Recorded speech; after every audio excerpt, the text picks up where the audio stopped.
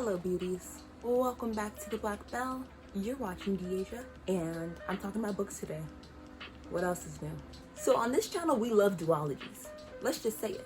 Trilogies are okay. I'm not even gonna cap. Trilogies aren't the worst, except, you know, we all have that second book syndrome in which the second book gets lost in translation. Unless it has a really good plot and it adds to the story, but most of the time we forget what happens in the second book. So I'm always like, why have a second book? Why not just have one, two? I am a fan of duologies. Please recommend some duologies my way. But it's my turn to recommend you duologies. So in past videos, I've mentioned 3 first books that have been first in a series. These 3 to be exact. So for Mirage, I gave it 3. For How Went Down, I gave it 4. And for Dread Nation, I gave it a 5. They were all really good books. They all have black main characters, which I love. But we're not really here to talk about these bad boys. We're here to talk about their follow-ups, okay? Particularly whether or not they really needed a sequel, and if the sequel was worth it. Was it a hit or miss? Hit or miss. I guess you never miss, huh? So I'm gonna do it in this order. The sequel was worse, the sequel was the same, the sequel was better. Unfortunately, I have that in all 3 categories today, and let's just dive into it. First up, we have Dread Nation. So Dread Nation and the sequel, Deathless Divide, were written by Justina Ireland, and let me tell you, this story was immaculate. In a previous video, I will try to link the videos. I don't know how to do that yet, but I will try my best to put them somewhere, or I'll link them in the description box. But I've already gone into detail about Dread Nation. I talked about it a little bit already, but I'm just going to give you the overall view. So obviously this video has spoilers in it for each of these books, so I understand if you cannot watch it. That being said, go. Get out of here. Blast. And now, time for the good stuff. So basically in Dread Nation, the zombie apocalypse meets the Civil War, and Jane McKean is here to save the fucking day. So I'm not going to talk too much about this book, only about what it pertains to with this book. Dread Nation was amazing. I gave it a 5 out of 5 stars because I loved the characters, I loved the plot, and I loved the writing. Everything was just amazing. There were holes in this book, however, I was like fully ready to finish the story off in Deathless Divide, and I felt like I didn't get what I wanted. I did not get what I wanted from this book. This book I was ready to get into it and love it. However, it took a very sharp turn and gave me wild whiplash. The first half of the story was great. And we get Catherine's point of view in this story. Because I loved Catherine so much in the first book, like, she was a good sidekick.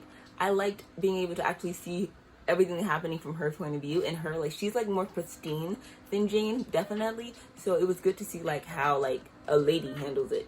So that was like, that saved this book low key. So I gave Deathless Divide a 4 out of 5 stars because I loved Catherine's point of view, and the first half of the book was very well written.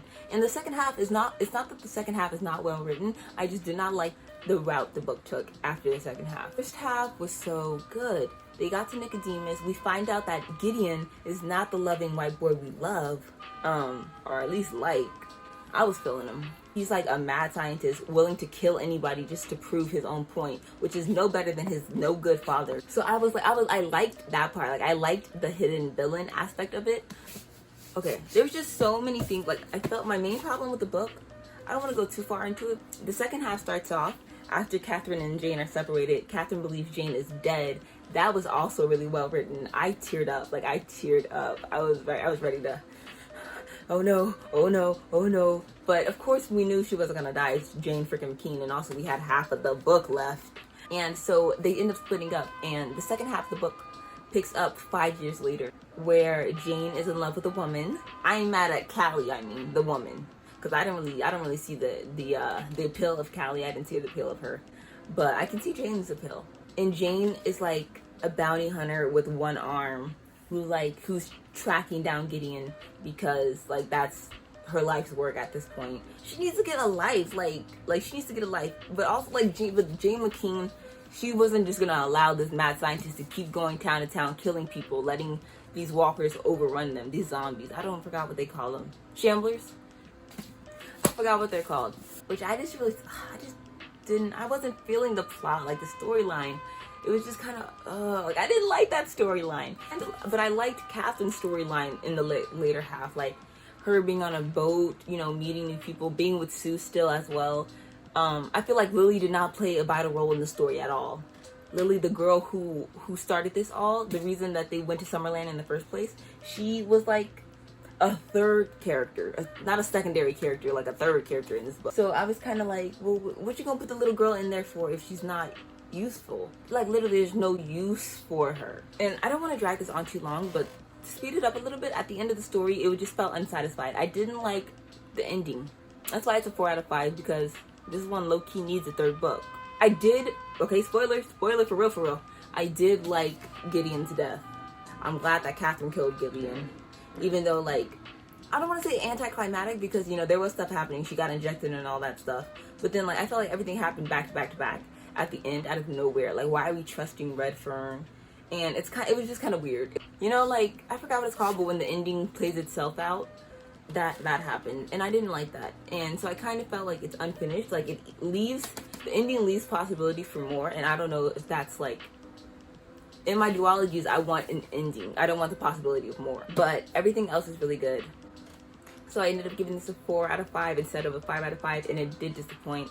But I didn't absolutely hate it. Okay, the next duology on this list is written by one of my new favorite authors. Not my new favorite authors, but my new favorite new author. Kekla Magoon, author of How It Went Down and Light It Up. So I gave How It Went Down a 4 out of 5 stars, and I gave Light It Up a 4 out of 5 stars as well. Two really, really good books that have really, really heavy subjects. How It Went Down follows the aftermath of Tyreek Johnson's death. Well, more like his murder. He was gunned down by a white man in broad daylight, and nobody knows exactly what happened. Everybody thinks they know the story, but we get the point of view of the entire community, and we get the story of how it went down through their eyes. This series is so good because it is heavily dependent on the characters, and it gives us a very much 3D overall look on this community that has been struck by a tragedy not once but twice. In this book, we get the point of view of Tariq's little sister, Tina, his best friend, Tyrell, his other best friend, Sammy. Tyreek, we don't know if he was in a gang or not. Like, we really don't know any of the actual hardcore facts. You just have to, like, put it together in the story. But we get the leader of the gang member in this community, Brick, his second, Noodles, a guy who actually hates Tyreek, Kimberly, a girl who's bullied by Tyreek, the only white man that lives in the neighborhood. We get his random point of view. We get a random point of view of the police officers. We get Tyreek's mother, his grandmother. It's just all these different point of views coming together to tell us what happened and how it affects them. It was so good, you guys. Something that was equally good is its sequel, Light It Up. So similar to How It Went Down, Light It Up follows the tragedy in the death of a black youth. This book has to deal with police shooting of an unarmed 13-year-old black girl. This shooting takes place 2 years after Tyreek's killing. When I tell you, these books equally bring out rage, the purest form of rage in me. A Cab to the Death.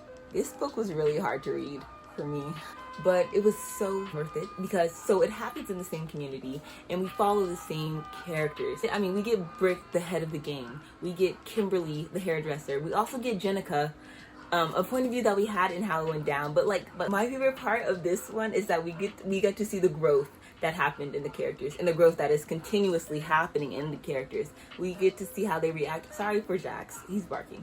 But we get to see how they react within each other and how they have grown, but how they're exactly the same. And there's like other characters mentioned from the past book. So I highly, highly, highly suggest reading How It Went Down before you read Light It Up. You do not have to, but the emotions? So I'm just gonna say read these books, read them right now. Read them right now. And finally, we have duology that just got better. So Mirage by Samaya Dodd follows the story of a girl who turns out to be the doppelganger, an exact identical replica of an evil princess who needs a body double to stand in for her for when there's any trouble. So Amani was taken and kidnapped from her home planet to her conquering planet of Andala, where she is tortured and basically redesigned to become the perfect body double of Meram, the evil princess. Evil. and she ends up falling in love with Miriam's fiance, Idris, who happens to also be a sort of prisoner. We end this book with Amani being found out that she has been working with a rebellion to work against Miriam and the crown. Miriam and her guardian Nadine, the woman who's raised her, but whose loyalty is truly to the crown, which is something we see evidently in Lions. But I ended up giving Mirage a 3 out of 5 stars because it was, I don't want to say it was boring, but very slow paced, and it felt like insta love between Idris and Amani. I didn't really like that. It's not that it was boring, but nothing really happened. Like, there was no action. On the opposite side of the spectrum, I gave Court of Lions a 4.5 out of 5. I think I gave it a 5 on Goodreads because I loved it so very much. But no, literally the romance saved this entire series. But not the romance between Idris and Amani. I can't deny that they're cute. Like, they're cute. The romance between Miriam and Agras, they are my it lesbian couple. I don't want to hear anything else about this book except the romance between Miriam and Agras. So yes, in the sequel to Mirage, Court of Lions, we give Miriam's point of view. Every author should do this. If they have one point of view in this one and they see it's not doing that well, they need to put the other people in there. Yes, multiple point of views is always the way to go. Like Amani, I wasn't getting tired of her, but I felt like she wasn't interesting enough. But we get Miriam's point of view, and Miriam, she is very interesting. She half Andalin, half Vathic, and the Vathic Empire is the one that conquered the Andalin. So her mother's side, the one she never really got to know because her mother died when she was very, very young, she's trying to embrace that side. We get her internal battle of not only wanting to be close to her mother, but not wanting to disappoint her father, fearing her father, and also her internal battle of wanting Agras, a woman she knows she cannot have. And there's obvious, like, the tension, the chemistry, the connection, it was all there. It was all there. Whew, the Falconer. I'm gonna be completely honest. Agras is one of my crushes. Like, in my mid-year freak book out, whatever tag, I was saying how I don't have a bookish crush. And then the next day I finished this book, you guys, like, and I was like, God damn it!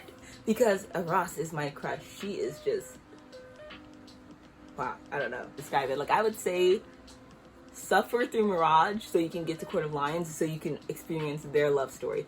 Also, there was more action in this. You actually get to see, like, what's happening. There's actually blood spilled in this one. You know, they're actually at war. They're actually a rebellion. And although Idris and Amani, their love kind of felt like insta love, I still enjoyed their moments. Like, there was like tension between them, and I was like, oh no, put them back together right now. Action, like the little bit of action, like the ideas behind the rebellion, like why the rebellion's needed, like all the lines were really well written, and but the romance is what makes this story.